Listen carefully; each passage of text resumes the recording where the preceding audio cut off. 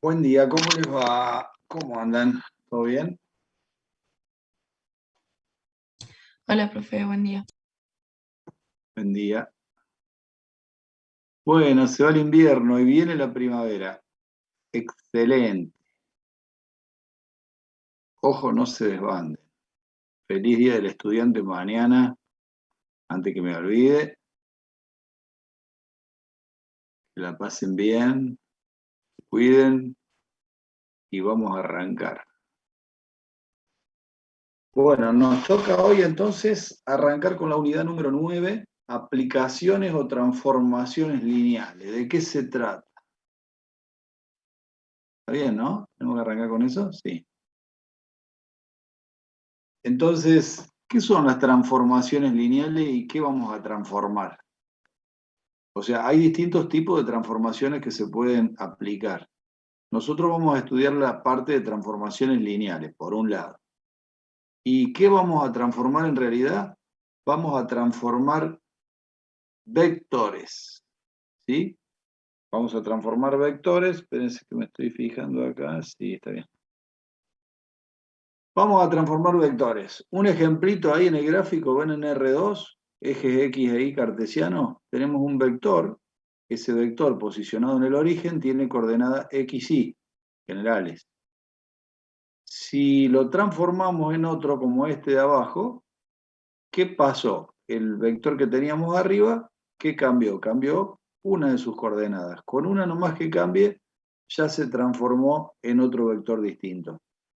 ¿Cómo se va a anotar la transformación? Cuando ustedes vean esto, no se asusten. T entre corchete X, Y igual a E entre corchete X menos Y. ¿Qué significa? El transformado del vector X, Y es igual al X menos Y. ¿Sí? ¿Cómo se va a hacer esa transformación? ¿A partir de quién? Bueno, este concepto tiene una similaridad importante con lo que acabamos de ver en la unidad 8. ¿Qué hacíamos en la unidad 8? Hacíamos un cambio de base. ¿Qué era el cambio de base? En definitiva, era un cambio de coordenadas, ¿sí?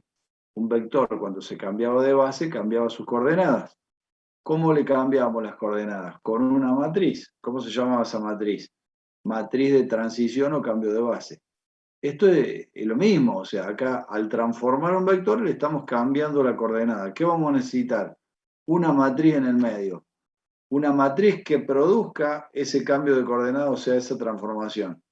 La clave va a estar, como armaban ustedes la matriz de cambio de base y de transición, que tienen que saber armarla por columnas, acá va a estar en la misma idea. Cómo armar la matriz de transformación, eso sería lo más importante. Una vez que ustedes armen o sepan armar la matriz de transformación, pueden sacar el transformado de cualquier vector. Bien, para eso nos vamos a ir ubicando en la parte teórica. Yo les voy a ir dando herramientas que después van a aplicar en el práctico como siempre. Primera herramienta, la anotación, para que entiendan ustedes, por acá abajo, debajo de vector único.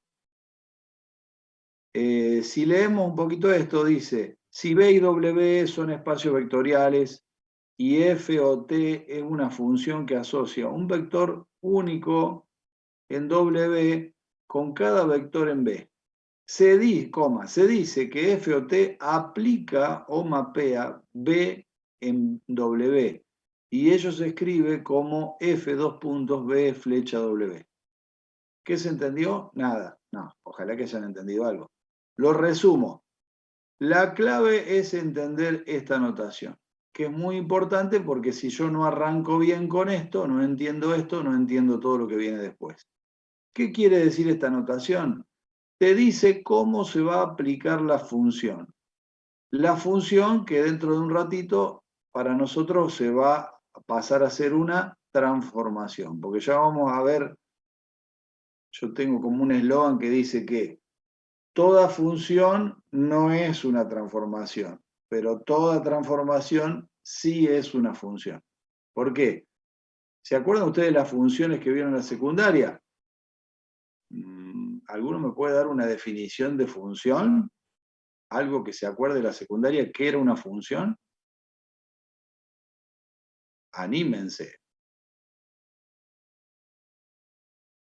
¿Qué sería una función para ustedes?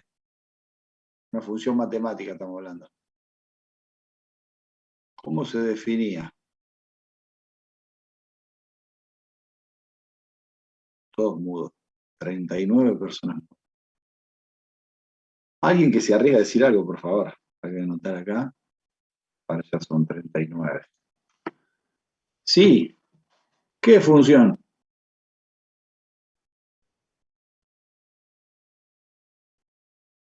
¿Se fueron todos? ¿A festejar la primavera?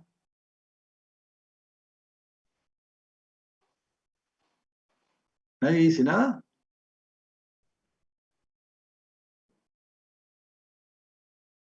¿Están asustados? ¿Están? Algo, díganme, de función. Tiene una relación. Una relación, muy bien. ¿Qué más? Relación en donde, ¿qué pasa?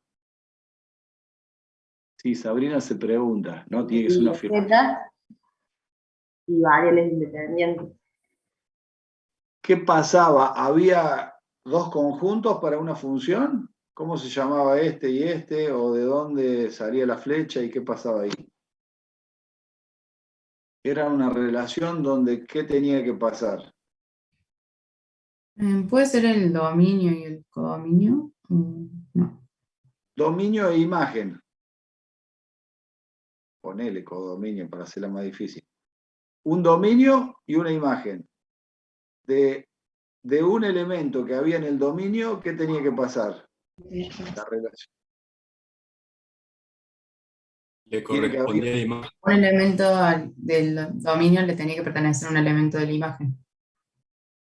uno y solo uno, decía algo así la definición.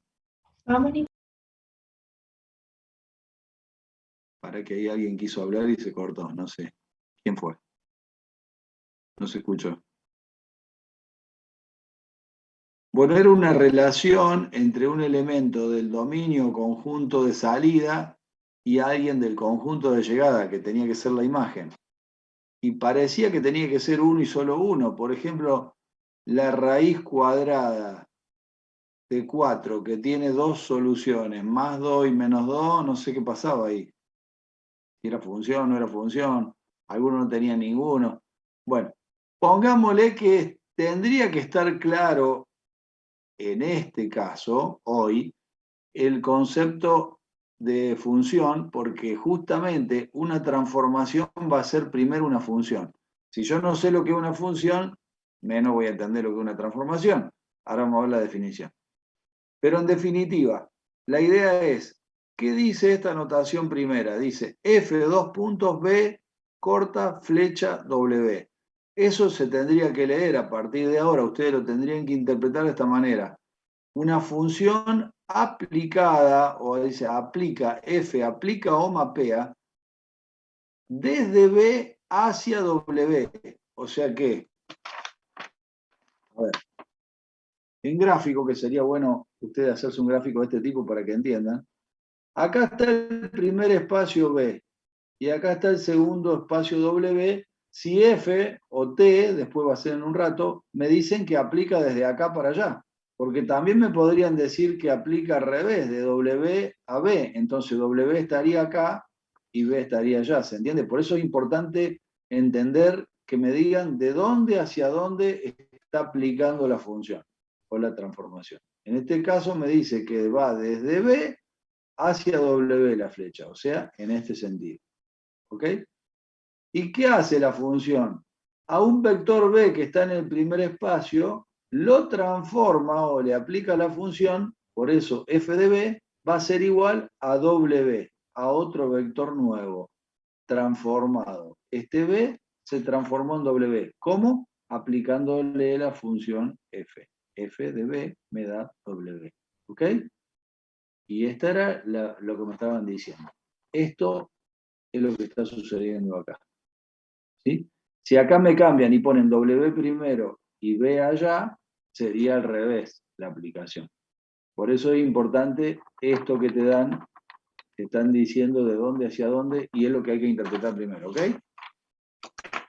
Un ejemplo muy simple acá, para que vean que nosotros nos vamos a poder mover de distintos espacios o iguales espacios. Por ejemplo, este número 1 dice, podemos decir que si un vector B de coordenadas generales x, y es un vector de R2, entonces la fórmula f de b, o sea, la función que se le aplica a b, es de este tipo. Primera coordenada va a ser x, punto y coma, segunda coordenada x más y, punto y coma, tercera coordenada x menos y.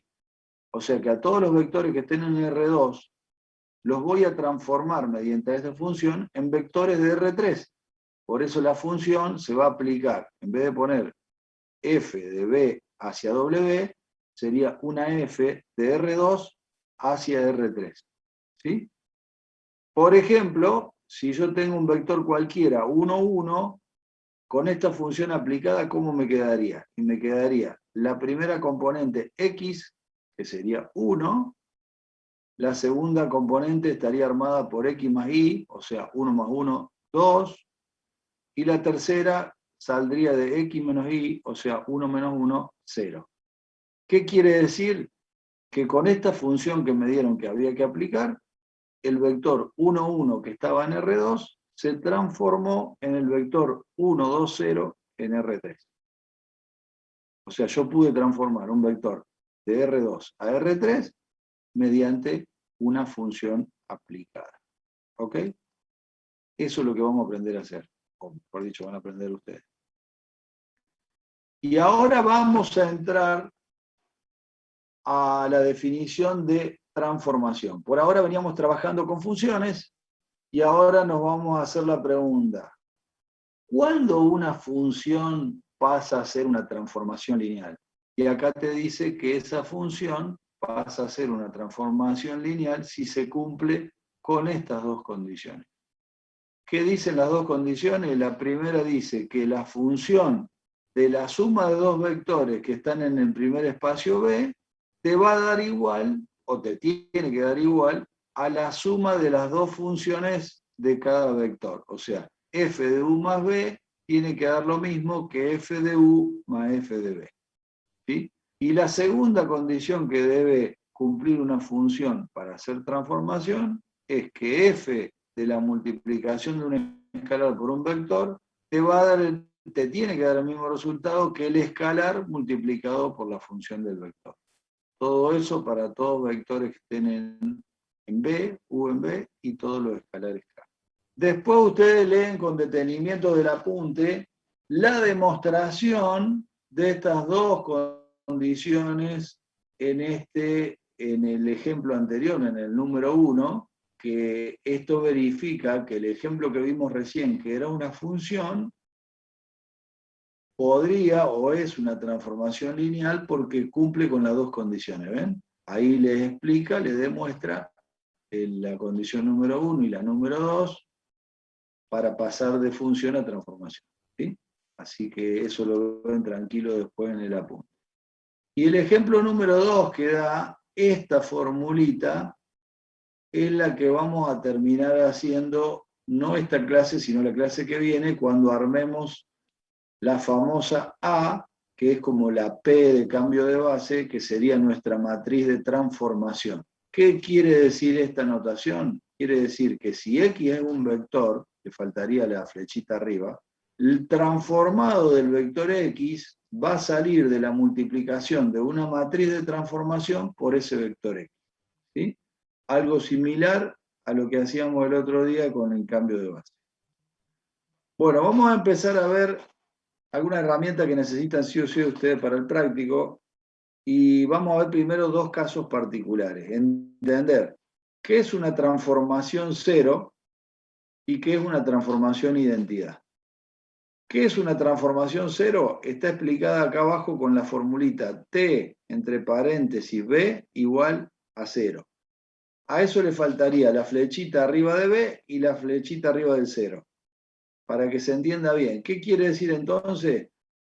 Que si vos vas a transformar un vector en otro y el otro te da el vector nulo, quiere decir que la transformación que estás haciendo se llama transformación cero. ¿Se entiende?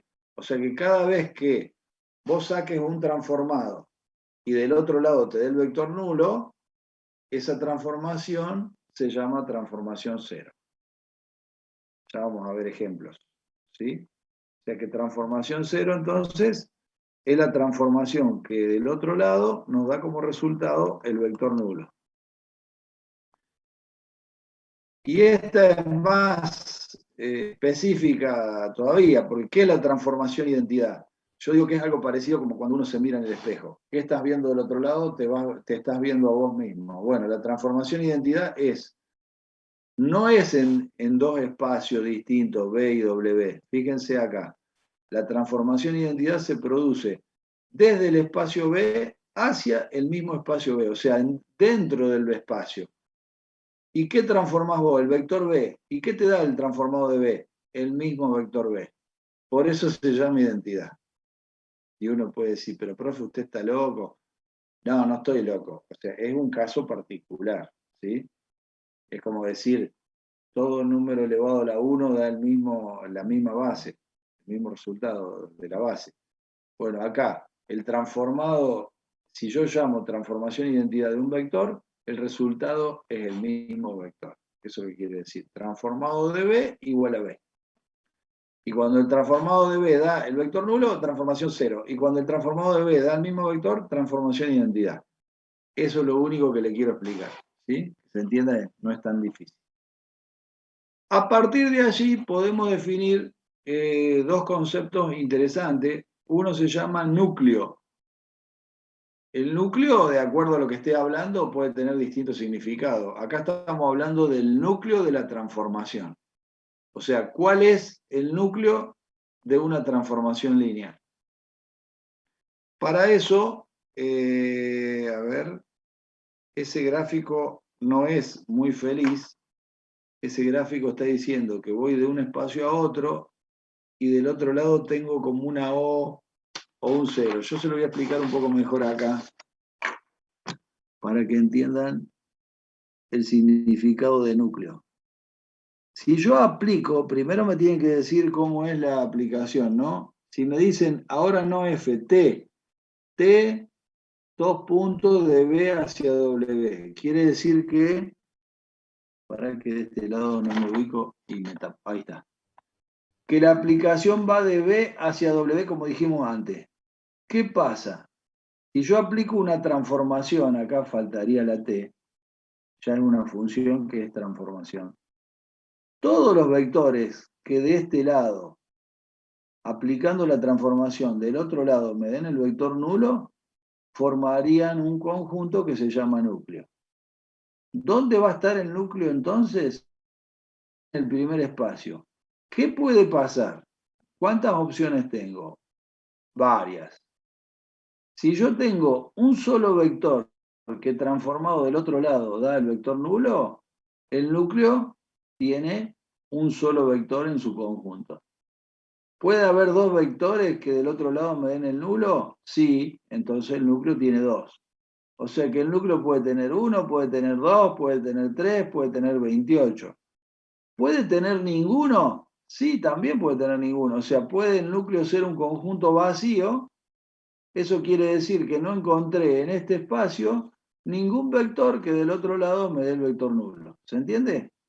O sea, que en una palabra, para encontrar el núcleo o definir el núcleo, yo tendría que decir, núcleo es el subespacio del primer espacio, tal que de los vectores, tal que del otro lado transformado me den el vector nulo. O sea, es un conjunto de vectores que su transformado da el vector nulo. Eso sería el núcleo. Y lo que viene ahora, bueno, ¿cómo se denota? Eso es importante. El núcleo, acá te dicen la definición, primero hay que ver de dónde hasta dónde va, porque siempre el núcleo está en el primer espacio, por eso hay que saber cuál es el primero. Y el núcleo se puede llamar también, para que no se asusten si lo ven, como kernel o espacio nulo. Y las notaciones son núcleo, N mayúscula y entre paréntesis T, significa núcleo de la transformación T. O kernel, abreviando la K, la E y la R, y entre paréntesis T, kernel de la transformación T. Y acá espacio nulo parece que no se usa mucho porque no tiene ni siquiera notación. Pero si le dicen espacio nulo es sinónimo de núcleo. Y fíjense lo que le dice acá. kernel, que sería lo mismo que núcleo de transformación, T es igual a X, tal que A por X es igual a 0. Y ahora viene la pregunta del millón. Alumnos de álgebra lineal de primer año de ingeniería industrial. ¿A qué les hace acordar A por X igual a 0? ¿Lo hemos visto a esto? ¿A qué lo pueden atribuir? ¿A qué se parece? ¿Dónde lo hemos aplicado anteriormente? A por X igual a 0. El producto escalar y la perpendicularidad. No. A sería una matriz, X sería otra matriz, y el 0 sería la matriz nula. ¿A qué le hace acordar eso? Piensen un ratito y díganme. A ver si alguno la tiene clara de cuando lo vimos por allá atrás, antes de las vacaciones. Yo voy a tomar agua, apago la cámara, así no veo la botella, si no me aparece.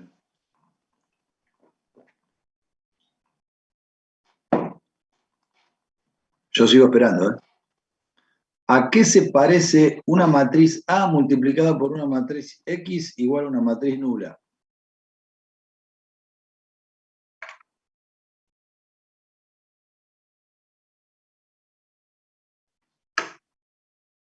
Piensen, piensen. Unidad esta, unidad la otra, unidad aquella.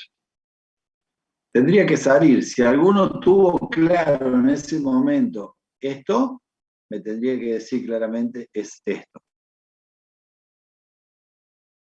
Nada difícil.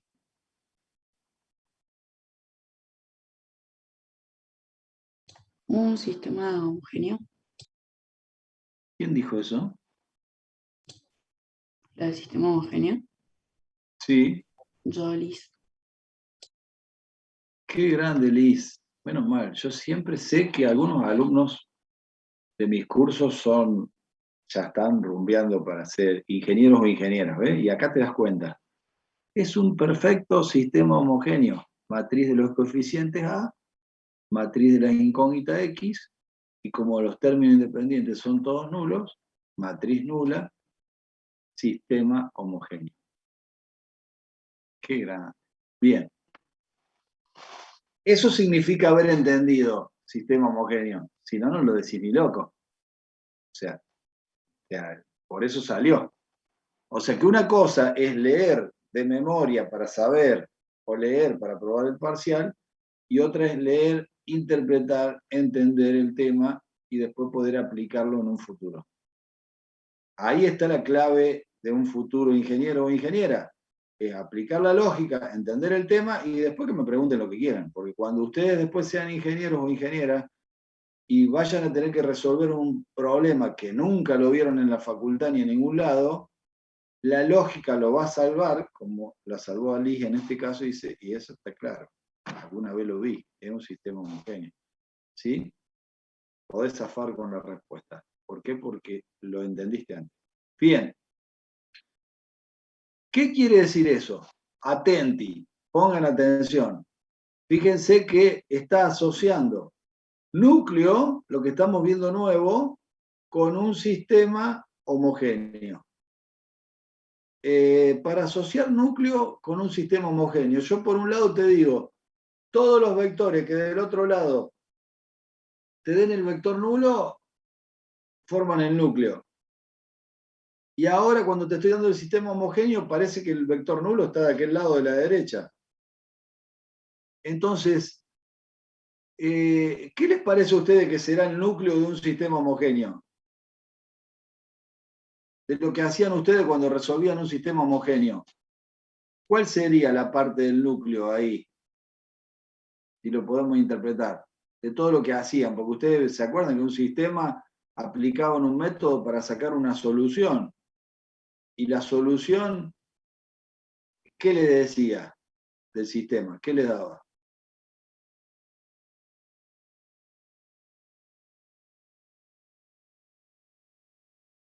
La idea es que ustedes interpreten y comparen sistema homogéneo con núcleo.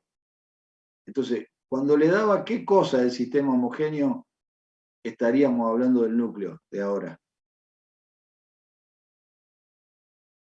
No espero que lo entiendan todo ahora, pero...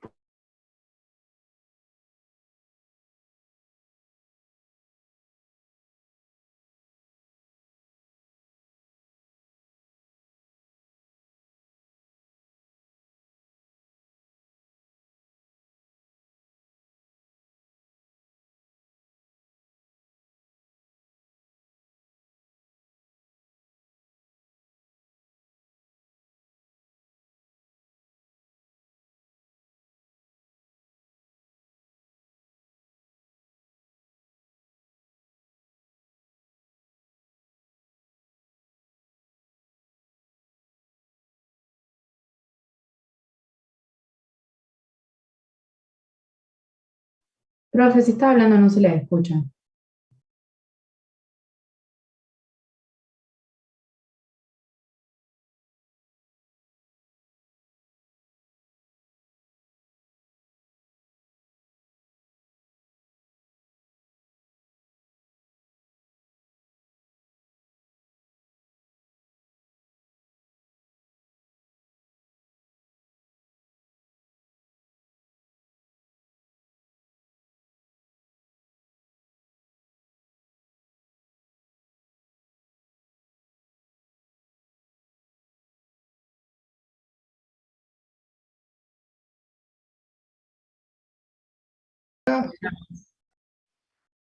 Ay, qué manera de sufrir con esta máquina. Dios. Bueno, seguimos antes que se corte de nuevo. Estábamos en el núcleo y queríamos tratar de encontrar una relación entre núcleo y sistema de ecuación homogéneo.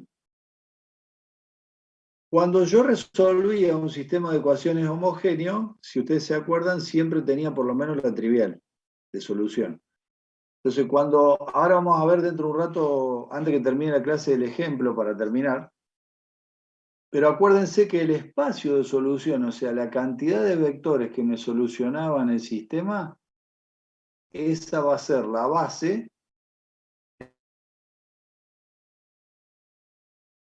de ese sistema, y esa base sí o sí va a coincidir. Bueno, continuamos un poquito más, entonces, para hacer un resumen.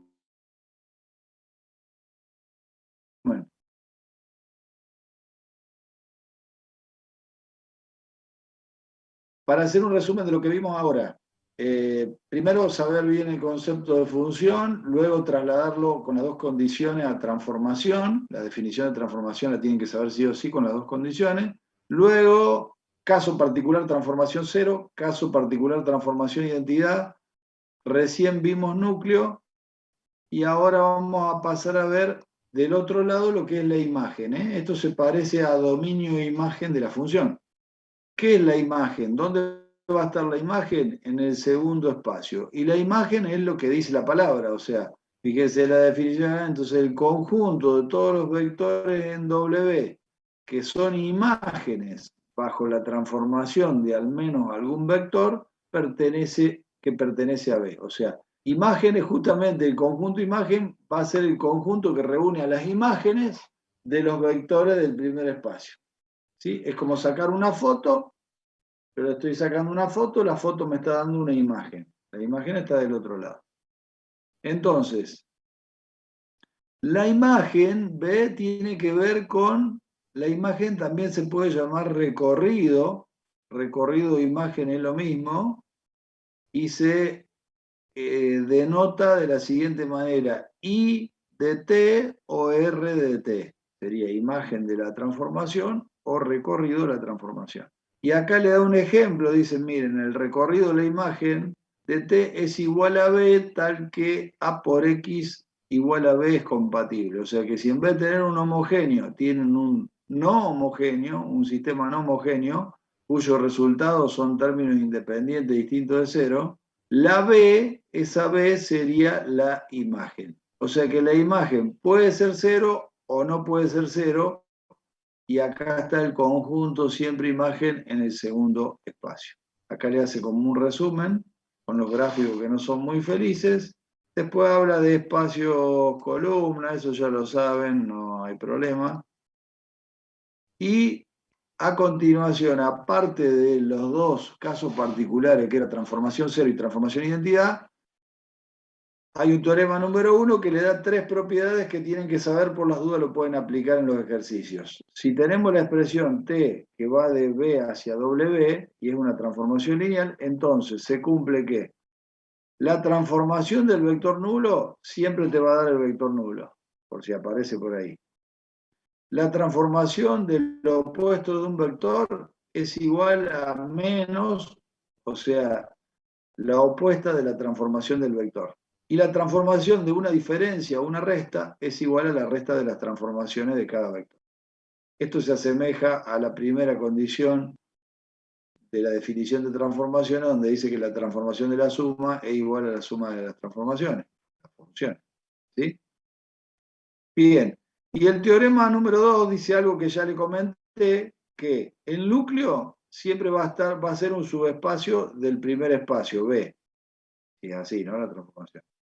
Y el recorrido de la imagen va a ser un subespacio del segundo espacio W. Bien. Y ahora vamos, no se asusten porque está repetido el teorema 2, el mismo que dije recién. Y ahora vamos a definir, quedan 2 o 3 definiciones y ya terminamos con las herramientas y vamos a ver el ejemplo. ¿Qué nos falta definir? El concepto de rango de la transformación y nulidad de la transformación. Y después lo que se llama el teorema de la dimensión. Todo tiene que ver con todo. Rango, cuando escuchamos la palabra rango, ya la tendríamos que saber de antes y esto no va a cambiar, va a seguir siendo lo mismo. Entonces viene la pregunta, ¿qué es rango para ustedes o qué era cuando lo estudiaron? A ver si alguno me puede dar preciso, sin equivocarse, sin que le falte nada, la definición de rango de una matriz. Era la cantidad de vectores linealmente independientes. Que tiene la matriz. Esa Claro. es una. ¿Y otra definición que habíamos visto?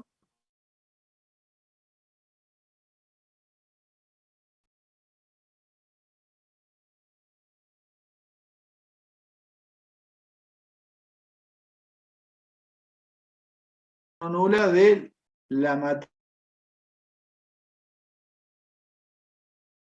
reducida de la matriz. Porque muchos dicen, a ver, pensé que, no sé si ahora me están escuchando bien, cantidad de filas no nula de la reducida, porque algunos cuando les pido la definición de rango en el teórico me dicen cantidad de filas no nula de la matriz. No, de la matriz no, de la reducida de la matriz. Bueno, esto va a seguir siendo lo mismo, pero fíjense lo que dice ahora la definición de rango de una transformación. Es la dimensión del recorrido o la imagen.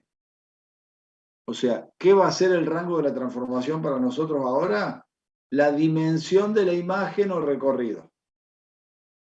¿Y qué va a ser la nulidad de la transformación? Va a ser la dimensión del núcleo. O sea que recién definimos núcleo e imagen. Y ahora tenemos que completar que la dimensión del núcleo va a ser igual a lo que se llama nulidad. Y la dimensión de la imagen va a ser igual al rango. ¿Cómo hago para no confundirme y equivocarme uno con otro? Y es muy fácil, porque si tengo lógica, el núcleo tiene que ver con la nulidad, porque el núcleo es la transformación que me da el vector nulo, nulo, nulidad. Entonces, no me puedo equivocar si pienso. Quiere decir que nulidad, dimensión del núcleo, rango, dimensión de la imagen. Eso es lo que me tengo que acordar. ¿Sí? Y cuando yo hablo de dimensión, ¿de qué hablo? O sea, cuando hablamos de dimensión de un espacio, ¿de qué hablamos? ¿Tenía que ver con los vectores? ¿Con qué vectores? ¿Con qué cosa de los vectores? Dimensión. ¿Con qué está relacionado?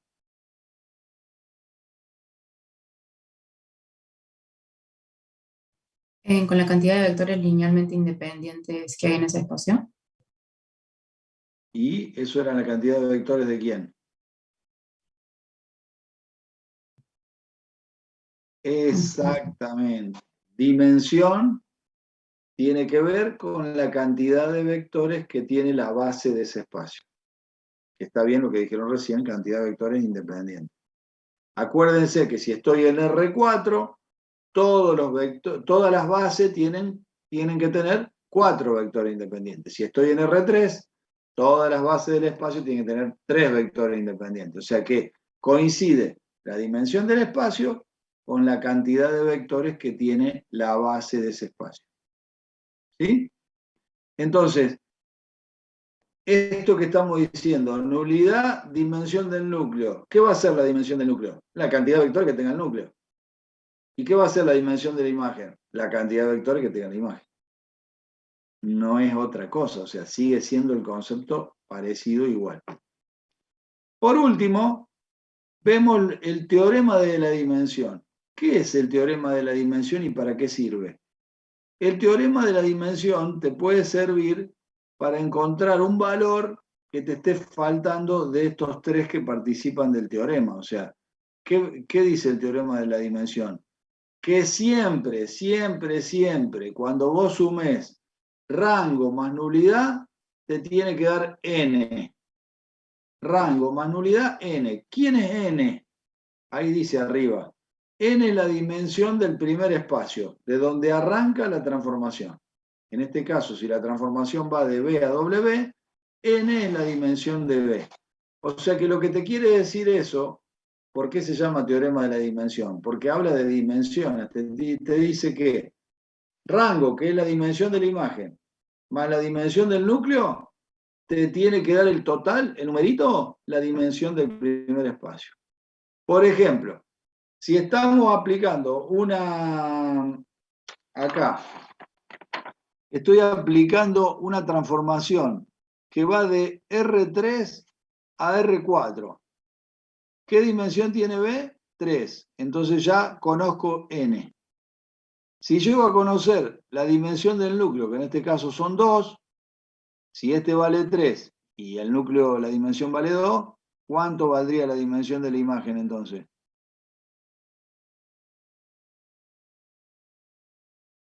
¿Cuánto tendría que valer por el teorema de la dimensión? Si la dimensión de B es 3 y la del núcleo es 2. 1.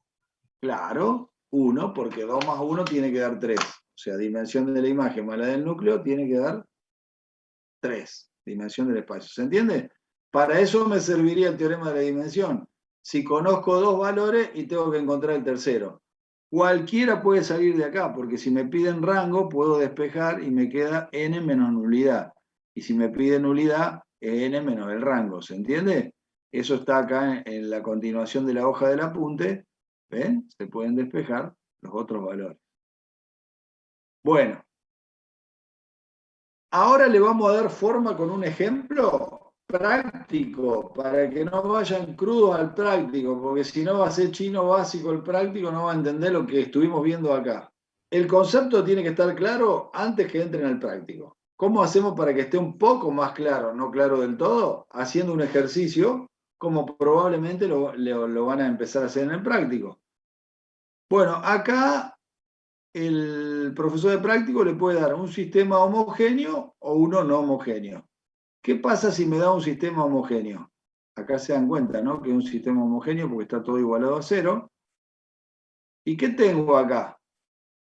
Aparte de tener un sistema homogéneo, tengo un sistema de 4 ecuaciones con ¿cuántas incógnitas? 5.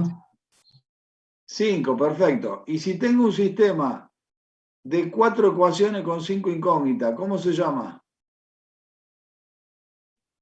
Rectangular. Excelente. Tengo un sistema rectangular. Ese sistema rectangular que tengo acá de 4 ecuaciones con 5 incógnitas, ¿qué tipo de sistema sería aparte de rectangular? ¿Compatible o incompatible? Y si es compatible, ¿de qué tipo?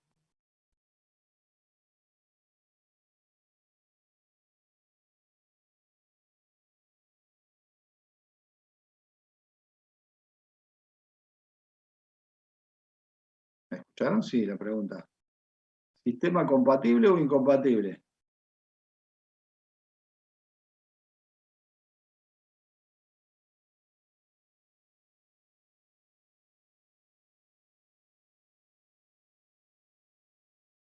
cortó? No. No se corta, profe.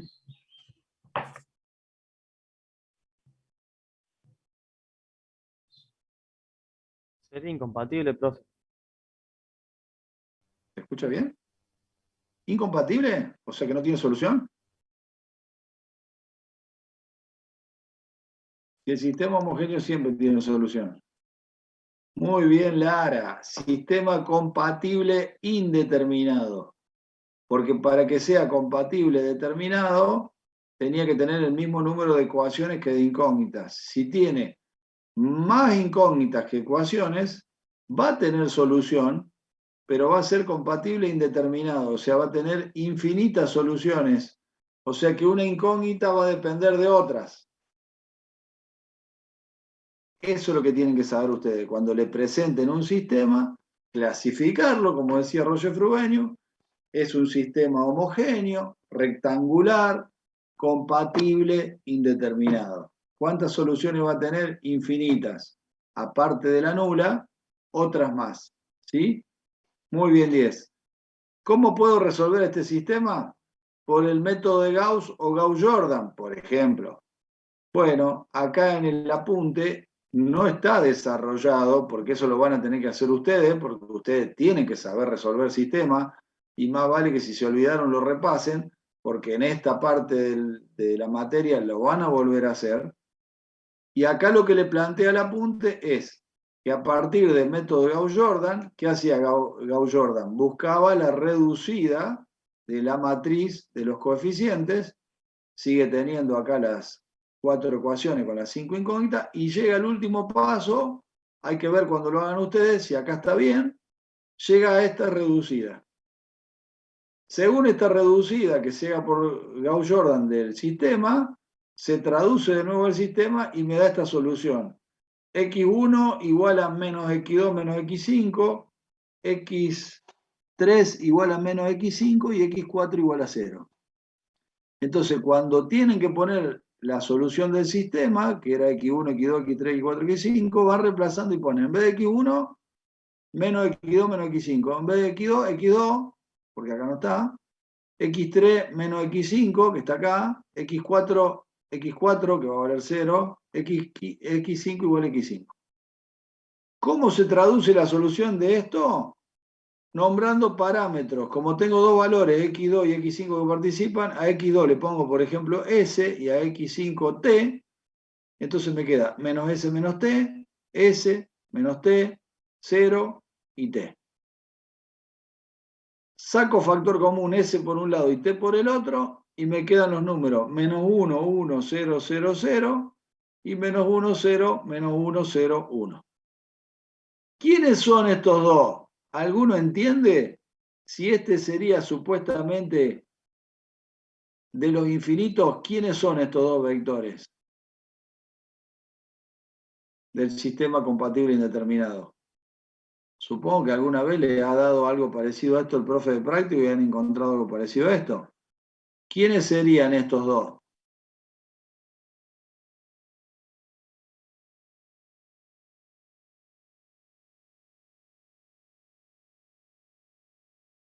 ¿Qué me darían estos dos vectores?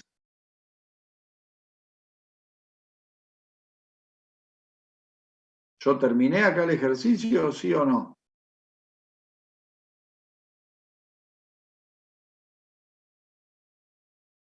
Parece que estoy hablando con ¿El gente. nuevo espacio? Estos dos vectores, ahora lo va a decir el apunte acá más atrás, son la solución del sistema. Fíjense qué dice acá. Vamos a leer todo. Lo que demuestra que los vectores B1 y B2 generan el espacio de soluciones. Esos son los que generan la solución. Como estos vectores son linealmente independientes, el conjunto B1 y B2 es una base y el espacio de soluciones entonces es bidimensional. ¿Qué quiere decir bidimensional? Que tiene dos vectores. Este espacio de soluciones del sistema homogéneo, analizado, que es A por X igual a 0, constituye el núcleo de la transformación. ¿Se acuerdan que hace un rato dijimos que el núcleo tenía que ver con el sistema homogéneo, A por X igual a 0. Y es eso lo que tiene que ver, que la solución de un sistema homogéneo me da una cierta cantidad de vectores.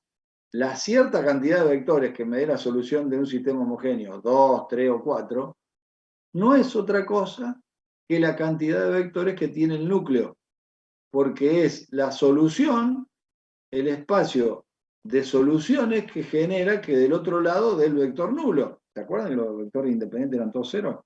Estoy buscando una solución que dé igual al vector nulo. ¿Cuál es el espacio de solución? Estos dos vectores en este caso. Entonces estos dos vectores son los que están dando el vector nulo del otro lado. Por lo tanto, son los únicos dos vectores que forman parte del núcleo. ¿Cuál es la dimensión del núcleo? 2. Eso es lo que tienen que tratar de entender. Mastíquenlo, vean la teoría, vean el ejercicio, vean el ejemplo, lean, y esto le tiene que cerrar a ustedes. Ahora bien, lo único que encontré hasta ahora, y todavía está en duda para ustedes que lo tienen que entender, es que la dimensión del núcleo, al tener el núcleo 2 vectores, la dimensión es 2. ¿Cómo sé los otros dos elementos que participan del teorema de la dimensión? ¿Puedo saber la dimensión que tiene el espacio B inicial mirando el sistema? Cuando a mí me dan el sistema, ¿puedo saber la dimensión que tiene B? ¿El espacio inicial? ¿Sí o no? Mirándolo. ¿Qué tengo que pensar? Para saber la dimensión n, ¿se acuerdan? La n del teorema de la dimensión era la dimensión del primer espacio. Se supone que ahí se tendría que notar n. ¿Lo ¿Va a notan? ser con la cantidad de incógnitas? Sí, perfecto. ¿Y cuántos son entonces? ¿Qué dimensión tiene 5. B? 5. 5. ¿Entienden el por qué? ¿Por qué tiene que ver la incógnita con la dimensión del espacio? A ver que alguno me lo explique.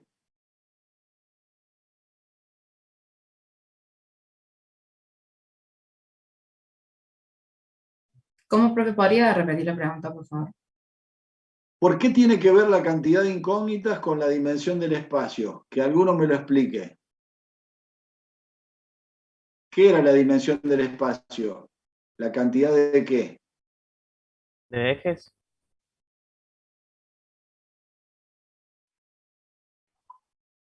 La cantidad de ejes. O sea que todos los vectores que vos tengas en este espacio, ¿cuántas coordenadas van a tener? 5. Claro, porque si vos estás en un espacio igual a 5, R5, vos necesitas vectores de 5 coordenadas. Como necesitas vectores de 5 coordenadas, vos tenés que tener 5 ejes, porque es una coordenada por eje. ¿Se entiende? X1 es la coordenada en el eje 1, X2 la coordenada del eje 2, X3 la coordenada del eje 3, X4 la coordenada del eje 4 y X5 la coordenada en el eje 5. Si vos tenés 5 incógnitas, lo que te está diciendo que vos estás averiguando el punto de intersección en un espacio de dimensión 5. Ese punto va a tener 5 coordenadas, como los vectores que estás trabajando en ese espacio. ¿Se entiende cómo es? O sea, hay que empezar a interpretar cosas que en la secundaria a mí me daban un sistema de ecuaciones y no tenía ni idea qué era X1, Y1, 2, o XY, la incógnita. O sea, yo tengo que interpretar que un sistema de ecuaciones, acá por fila, el sistema, cada ecuación representa un vector. Sería una recta, pero las rectas averiguamos e interpretamos que están representadas por vectores de dirección. Entonces, cada ecuación de esta era una recta. La recta la hago a un lado, me quedo con un vector dirección de esa recta porque es más fácil trabajar. Entonces, cada ecuación de esta es un vector dirección de la recta. ¿Qué estoy buscando? Si esos se cruzan o no se cruzan.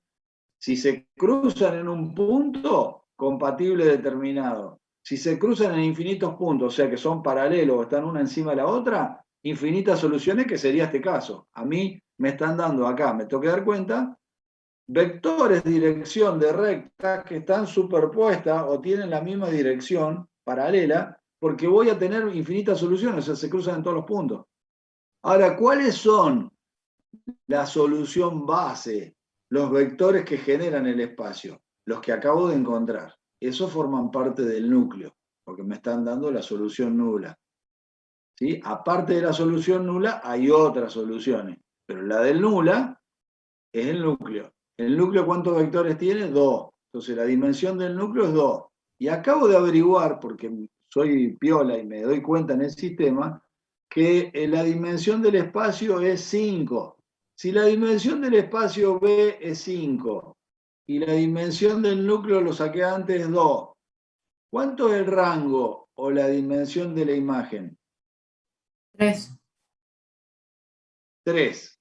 ¿Saben dónde lo podían haber averiguado también? Porque ponele que no saben el teorema de la dimensión que lo ayuda a sacar este que falta. Acá lo pueden haber averiguado. A ver si se dan cuenta dónde. ¿Dónde sacan el rango o la dimensión de la imagen ahí? Puede ser en la respuesta que tenemos de X1, X3 y X4. No sé, pero se ve más en otro lado. Por la Miren cantidad bien. de filas no nulas ¿De quién? de la matriz reducida. Claro. ¿Dónde está la matriz reducida? ¿La ven acá? Claro, es esa. 1, 1, 0, 1. ¿Cuántas filas no nulas tiene? 3. ¿Vieron que se anuló la última? Bueno, Sí. acá te estaba cantando el rango. Si vos sabés de antes, el rango, lo sacás de acá, no te hace falta el teorema de la dimensión. O sea que tranquilamente, en vez de hacer este lío para sacar los dos vectores y la dimensión del núcleo, si ustedes fueran bichos, interpretan sistema de ecuaciones, agarran, miren el sistema de ecuaciones, ya cuando se lo dan, saben la dimensión del espacio inicial, 5. Cuando llegan a la reducida, saben el rango, dimensión de la imagen, 3.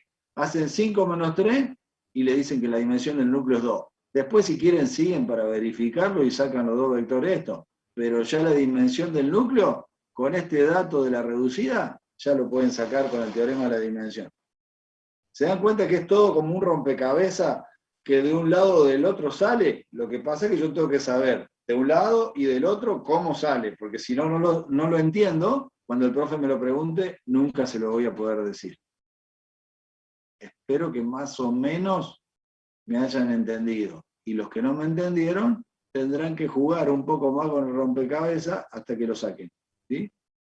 Bueno, ese era el ejemplo, ahí sigue con el teorema de la dimensión, y acá nos quedamos para la próxima clase, porque ahora, después de la próxima clase, vamos a hacer transformaciones verdaderas, cómo sacar la matriz de transformación para cualquier caso. Una vez que la saque la matriz, yo lo puedo sacar para cualquiera de ese caso que me están planteando. Y vamos a ver ejemplos reales. Por ejemplo, esperen que me voy más adelante. Tienen mucha hoja la punta en esta unidad, pero no se asusten, porque va como, lo van a ir mirando ustedes solos, ¿ven? Por ejemplo, ¿cómo puedo transformar este vector en este de más abajo? ¿Cómo puedo transformar un vector espejado de acá de la derecha a la izquierda? ¿Cómo puedo transformar un vector espejado, como hicimos al principio, de arriba hacia abajo? De uno espejado con respecto a una línea a 45 grados. Y después casos reales en física, como por ejemplo, ¿qué pasa cuando tengo una rotación? ¿O qué pasa cuando tengo, acá vienen las cuestiones físicas, acá por ejemplo, ¿qué pasa cuando tengo una compresión? Yo tenía este cuerpo y me quedó la mitad. ¿Qué es eso? Se puede tranquilamente analizar como una transformación de vectores. ¿Sí? Hay que encontrar la matriz de transformación, que acá sería esta, y puedo transformar cualquier elemento que se reduzca a la mitad. Esto se reduce a la mitad en ancho, pero acá, en el otro ejemplo, se reduce la mitad en alto. Bueno, cualquiera puedo sacar, ¿eh? Después puedo sacar qué pasa si el cuerpo se desvía para un lado o para el otro, que se llaman deslizamientos cortantes o cizallamiento. Puedo ver, en vez de tener contracciones, puedo tener expansiones, que se agranda el cuerpo, al revés. Bueno, todas estas cosas pasan en física, pasan en los cuerpos, y se resuelven mediante transformación de vectores. ¿Sí? Eso lo vamos a ver para terminar la unidad la clase que viene. ¿Ok? ¿Alguna pregunta? Disculpen el corte, pero igual pudimos llegar al buen puerto. La clase que viene, que es el lunes 27, terminaríamos la unidad 9 y después nos quedaría una sola unidad 10 que la vamos a volver a ver en 2 clases. ¿Sí? Si no hay preguntas, por favor les pido, esto lo tienen que ir enganchando porque justamente el profe cuando le tomen el parcial, un ejercicio como vimos en el ejemplo, le está tomando todo, ¿vieron? Le toman todo, cómo hay que entender el sistema de ecuaciones, cómo se resuelve, qué tipo de sistema es, qué tipo de soluciones tiene, cuál es el rango, cuál es la dimensión del núcleo, cuál es la dimensión del espacio. Tiene que coincidir el teorema de la dimensión, tiene que coincidir todo, pero coincide todo cuando yo sé lo que estoy haciendo. Si no sé lo que estoy haciendo, me dan el sistema, me quedé parado ahí, no sé para qué lado arrancar. ¿Sí? Bien. Nos veríamos, si Dios quiere, la semana que viene. Feliz Día del Estudiante para mañana. Que la pasen lindo y nos vemos el lunes.